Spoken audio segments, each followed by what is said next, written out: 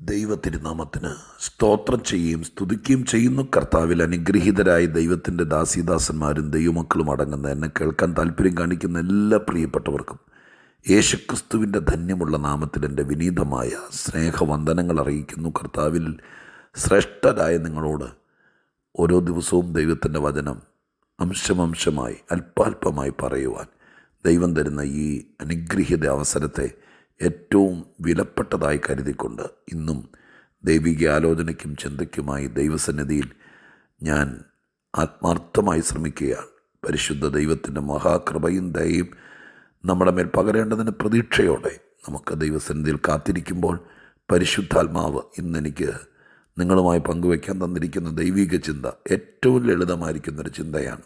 അതിലേക്ക് നിങ്ങളെ ക്ഷണിക്കുന്നു. അതിനു മുമ്പ് കർത്താവും ആത്മരക്ഷകനും എൻ്റെ വീണ്ടെടുപ്പുകാരനുമായിരിക്കുന്ന മഹാദൈവത്തിന് നന്ദി നിറഞ്ഞ ഹൃദയത്തോടെ സ്തോത്രവും സ്തുതിയും മഹത്വവും പുകഴ്ചയും എല്ലാം കരയറ്റിക്കൊണ്ട് ദൈവസന്നിധിയിൽ കർത്താവ് ഇന്ന് നമ്മോട് ഹൃദ്യമായി സംസാരിക്കട്ടെ എന്നുള്ള പ്രാർത്ഥനയോടെ ഞാൻ 40-ാം സങ്കീർത്തനത്തിലേക്ക് നിങ്ങളുടെ ശ്രദ്ധയെ തിരിക്കുന്നു. 40-ാം സങ്കീർത്തനത്തിൻ്റെ 5-ാമത്തെ വാക്യം ഞാൻ നിങ്ങളെ വായിച്ചു കേൾപ്പിക്കാം. 40-ാം സങ്കീർത്തനം 5-ാം വാക്യം. എൻ്റെ ദൈവമായ യഹോവേ, അങ്ങ് ചെയ്ത അത്ഭുത പ്രവൃത്തികളും ഞങ്ങൾക്ക് വേണ്ടിയുള്ള അങ്ങയുടെ വിചാരങ്ങളും വളരെയാകുന്നു. ഞങ്ങൾക്ക് വേണ്ടിയുള്ള അങ്ങയുടെ വിചാരങ്ങൾ വളരെയാകുന്നു. 40-ാം സങ്കീർത്തനം സുപരിചിത സങ്കീർത്തനങ്ങളിൽ ഒന്നാണ്. നിങ്ങൾ ഓർക്കുന്നില്ലേ, ഞാൻ യഹോവയ്ക്കായി കാത്തിരുന്നു എന്ന് തുടങ്ങുന്ന ദാവീദിൻ്റെ ഏറ്റവും പ്രകീർത്തപരമായിരിക്കുന്ന സങ്കീർത്തനം. ഒരു ഭക്തനായിരിക്കുന്ന മനുഷ്യൻ്റെ ജീവിതത്തിലേക്ക് ദൈവം എഴുന്നള്ളി വരികയും ദൈവം നമ്മുടെ ജീവിതത്തിലേക്ക് വരുന്നതോടുകൂടെ നമുക്ക് വരുന്ന മാറ്റങ്ങൾ നമ്മുടെ സ്ഥിതിക്കും ഗതിക്കും നമ്മുടെ ആത്മീകത്തിനും ആത്മീക നടപടികൾക്കും എല്ലാം ഉണ്ടാകുന്ന മാറ്റങ്ങളെക്കുറിച്ച് പൊതുവായി ഓരോരോ വാക്കുകളിൽ പരാമർശിക്കുന്ന സങ്കീർത്തനമാണ് 40-ാം സങ്കീർത്തനം. സങ്കീർത്തനത്തിനകത്ത് കുഴഞ്ഞ ചേറ്റിൽ കിടന്നൊരവസ്ഥ ഈ സങ്കീർത്തന എഴുത്തുകാരനോടുള്ള ബന്ധത്തിൽ എനിക്കും നിങ്ങൾക്കും എല്ലാം ഉണ്ടായിരുന്നു. കുഴഞ്ഞ ചേറ്റിൽ കിടന്നൊരവസ്ഥ. ആ കുഴഞ്ഞ ചേറ്റിൽ കിടന്ന് ആര് രക്ഷിക്കും, എങ്ങനെ കരകയറും, എങ്ങനെ രക്ഷപ്പെടും എന്നൊക്കെ വിചാരിച്ച കാലത്ത് ദൈവം എന്തെങ്കിലും ചെയ്യും എന്നുള്ള മനോചിന്ത. അതുകൊണ്ടാണല്ലോ യഹോവയ്ക്കായി കാത്തിരുന്നു എന്നൊരു വാക്കവിടെ വരുന്നത്. ദൈവം എന്തെങ്കിലും ചെയ്യും, വിചാരിക്കുമ്പോഴേക്കും പ്രവർത്തിച്ചെന്നിരിക്കില്ല ദൈവം. അതുകൊണ്ടാണല്ലോ കാത്തിരിക്കേണ്ടി വന്നത്. ദൈവം ഇപ്പോൾ പ്രവർത്തിച്ചെങ്കിൽ എന്ന് പറഞ്ഞ മാത്രയിൽ ദൈവം കൈനീട്ടി പൊക്കിയെടുത്തായിരുന്നെങ്കിൽ കാത്തിരിപ്പ് എന്ന് പറയുന്നൊന്നും വേണ്ടായിരുന്നു. ആത്മീക ജീവിതത്തിൽ മനുഷ്യനെ സംബന്ധിച്ച് ഏറ്റവും ചിലപ്പോൾ ഇങ്ങനൊരു വാക്ക് ഉപയോഗിക്കാൻ പറ്റുമായിരിക്കും. മനുഷ്യനെ സംബന്ധിച്ചിടത്തോളം ഏറ്റവും അസഹിഷ്ണുതമായിരിക്കുന്ന ഒരു കാര്യമാണ് ഈ കാത്തിരിക്കുക എന്ന് പറയുന്നത്. ദൈവത്തിൻ്റെ എല്ലാ പദ്ധതികളും ഒരു കാത്തിരിപ്പിനകത്താണ് കാര്യം നടക്കുന്നത്. കാത്തിരിക്കാതെ കാര്യം നടത്തി കിട്ടിയ ആരെങ്കിലും വേദപുസ്തകത്തിലുണ്ടോയെന്ന് എനിക്കറിയില്ല. ദൈവമായ കർത്താവ് വിളിച്ചതിന് ശേഷം ആ പദവിയിലേക്ക് എത്താൻ അഭിഷേകം തലയിൽ വീണതിന് ശേഷം എത്ര നാൾ കാത്തിരുന്ന് കഴിഞ്ഞിട്ടാണ് ഈ ദാവീദിന് സിംഹാസനത്തിലേക്ക് വരാൻ പറ്റിയത്? അഭിഷേകം ചെയ്ത് അന്ന് തന്നെ ദൈവമായ കർത്താവ് കയ്യെ പിടിച്ചുകൊണ്ട് സിംഹാസനത്തിൽ കൊണ്ടിരിക്കുമല്ലായിരുന്നല്ലോ. എന്താണെങ്കിലും തലയിൽ അഭിഷേകം വീണപ്പോൾ മനസ്സിലായി, എന്നെ രാജാവാക്കാൻ വേണ്ടി ദൈവം ഒരിക്കലും പറ്റിക്കില്ല, ചതിക്കില്ല. അപ്പോൾ ഒരു പ്രധാനിയായിരിക്കുന്ന ദൈവദാസനെ പറഞ്ഞയച്ച് എൻ്റെ വീട്ടുകാരും ചാർച്ചക്കാരും കാണുകെ തലയിൽ അഭിഷേകതൈലം ഒഴിച്ചു. അന്ന് തന്നെ രാജാവായില്ലെങ്കിലും ആ കാത്തിരിപ്പ് നഷ്ടമായില്ല. അതിഗംഭീരമായ സ്വപ്നങ്ങൾ യോസേപ്പിന് കൊടുത്ത ശേഷം എത്ര നാൾ കാത്തിരുന്ന് കഴിഞ്ഞിട്ടാണ് ആ സ്വപ്നമൊന്ന് നിറവേറി കിട്ടിയത്. അപ്പോൾ കാത്തിരിക്കാതെ ഇവിടെ കാര്യങ്ങൾ ദൈവത്തിൽ നിന്ന് പ്രാപിച്ചെടുത്തവർ ആരും തന്നെ ഇല്ലെന്ന് പറയാം. നമ്മളെ സംബന്ധിച്ച് ഏറ്റവും ബുദ്ധിമുട്ടുള്ള കാര്യമാണ് കാത്തിരിക്കുക എന്ന് പറയുന്നത്. എങ്കിലും ദൈവത്തിനായി കാത്തിരിക്കുന്ന ഒരുത്തിന് ലജ്ജിച്ചു പോയിട്ടില്ല താനും. ഞാൻ നിങ്ങളെ ഈ ചിന്തയിലേക്ക് വരുമ്പോൾ ഇടയ്ക്ക് കയറി പറയുക, പ്രിയപ്പെട്ടവരെ, ദൈവം പ്രവർത്തിക്കാതിരിക്കില്ല കേട്ടോ.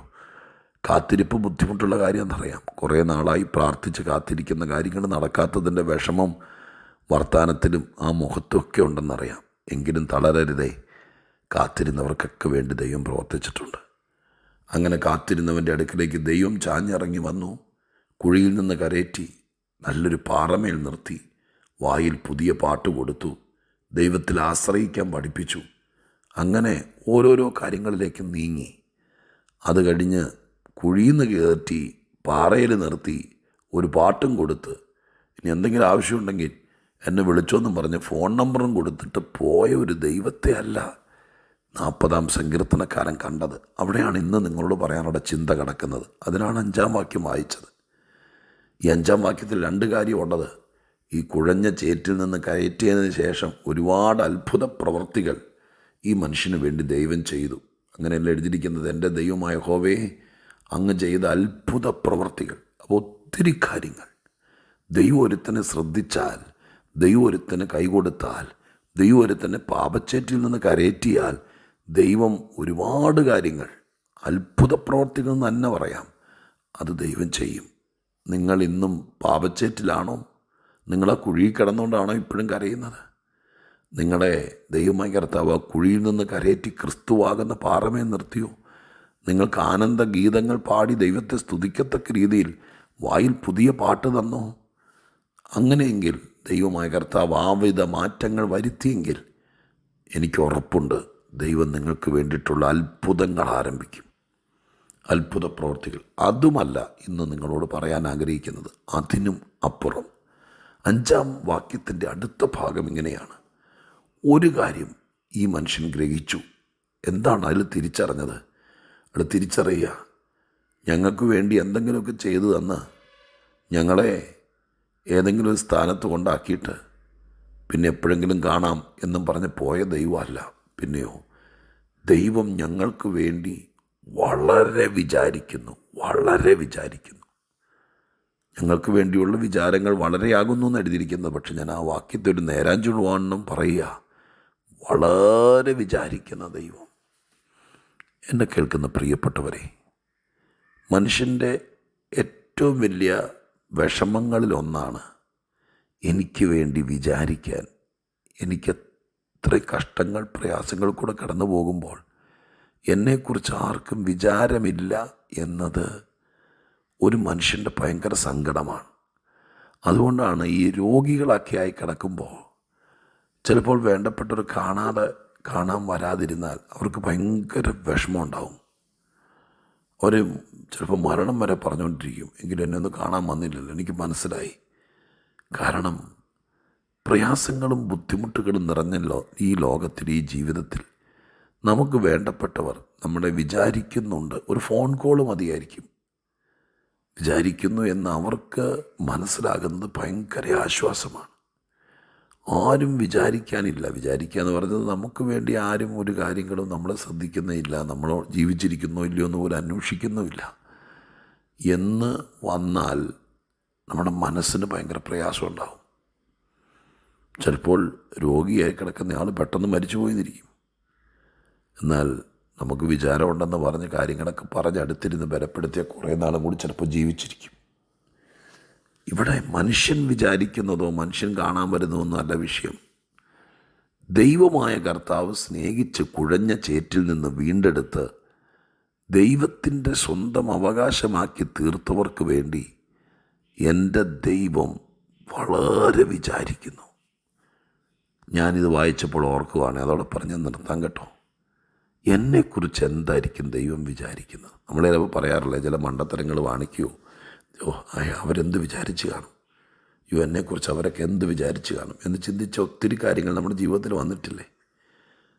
നമ്മൾ ലജ്ജയ്ക്ക് വേണ്ടിയിട്ടല്ല, മാന്യമായി ചിന്തിച്ച് നോക്കി. നിങ്ങളൊന്ന് ചിന്തിച്ച് നോക്കി. വെറുതെ ഈ വാക്യം വായിച്ചു വിടാതെ, ഇന്ന് ഇതിനകത്ത് ഇത്രേ ചിന്തയുള്ളൂ, വെറുതെ ഇത് വായിച്ചു വിടാതെ ഒരു നിമിഷ നേരത്തേക്ക് എന്നെക്കുറിച്ച് എൻ്റെ ദൈവം എന്തായിരിക്കും വിചാരിക്കുന്നത്? വേറെ വാക്യങ്ങളൊന്നും ഞാൻ ഒത്തുവാക്യമായിട്ട് എടുക്കുന്നില്ല. എങ്കിലും ബൈബിളിൽ നിങ്ങൾ വായിച്ചിട്ടില്ലേ, നമ്മെക്കുറിച്ച് ദൈവത്തിൻ്റെ വിചാരങ്ങൾ വളരെയാകുന്നു എന്ന് മാത്രമല്ല നന്മയ്ക്കാകുന്നു എന്ന് എഴുതി. എങ്ങനെയെങ്കിലും ഇവനെ ഒന്ന് തളയ്ക്കണം, ഇവനെ ഒന്ന് ഒതുക്കണം എന്ന് വിചാരിച്ച് നടക്കുന്ന ഒത്തിരി പേര് കണ്ടേക്കാം. അവരുടെ ഇടയിൽ നമ്മുടെ ദൈവം വിചാരിക്കുന്നത് എന്തായിരിക്കും?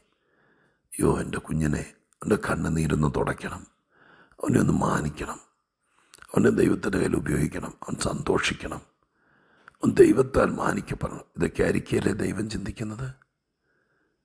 അപ്പം ദൈവം വെറുതെ വിചാരിച്ചു എന്ന് പറഞ്ഞുകൊണ്ട് ഈ വാക്യം വിടാൻ പറ്റില്ല.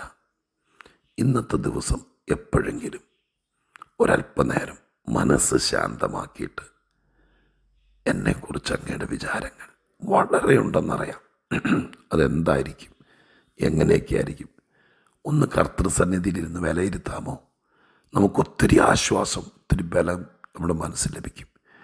എന്നെക്കുറിച്ച് വിചാരിക്കാൻ ഒരാളുണ്ട് എന്നതിനേക്കാൾ ആ ദൈവത്തിന് എന്നെക്കുറിച്ചുള്ള വിചാരങ്ങൾ വളരെയാകുന്നു എന്നതിനേക്കാൾ എന്തായിരിക്കും എന്നെക്കുറിച്ച് ദൈവം വിചാരിക്കുന്നത് എന്നുകൂടെ ചിന്തിപ്പാൻ നമുക്ക് സമയമെടുക്കാമോ? ദൈവത്തിന് ഒരുവരെക്കുറിച്ച് വിചാരമുണ്ടെങ്കിൽ ദൈവമായ കർത്താവ് അവനെ മാനിച്ചോർത്ത് അനുഗ്രഹിക്കാതിരിക്കുമോ? നമുക്ക് ദൈവത്തോട് പ്രാർത്ഥിക്കാം. ഒത്തിരി നമ്മളെക്കുറിച്ച് വിചാരമുള്ള നല്ല ദൈവം, ആ ദൈവത്തെങ്കിൽ നമുക്ക് ഏൽപ്പിക്കാം, പ്രാർത്ഥിക്കാം. പരിശുദ്ധ ദൈവമേ, ഞങ്ങളുടെ സ്വർഗീയ പിതാവേ, അനുഗ്രഹീതമായ നല്ല ദിവസം കർത്താവിൻ്റെ തിരുസന്നിധിയിൽ ഞങ്ങളെക്കുറിച്ച് വളരെ വിചാരമുള്ള ഞങ്ങളുടെ ദൈവത്തെ ഞങ്ങൾ തിരിച്ചറിഞ്ഞു. കർത്താവിൻ്റെ കൃപ കൊണ്ട് നിറയ്ക്കണേ, അനുഗ്രഹിക്കണേ. ഏറിയ നന്മയാൽ ഞങ്ങളുടെ വിചാരങ്ങൾ ഞങ്ങൾക്ക് വേണ്ടിയിട്ടുള്ളത് ഏറ്റവും ശ്രേഷ്ഠമായിരിക്കാൻ ഞങ്ങളത് ചിന്തിക്കുമ്പോൾ ഞങ്ങളുടെ ഉള്ളം തുടിക്കട്ടെ. കർത്താവിൻ്റെ കൃപ ഞങ്ങളുടെ മേൽ പകരണമേ, മാനിക്കണമേ. യേശുവിൻ്റെ നാമത്തിൽ പ്രാർത്ഥിക്കുന്നു, കേൾക്കണേ സ്വർഗീയ പിതാവേ. ആമേൻ.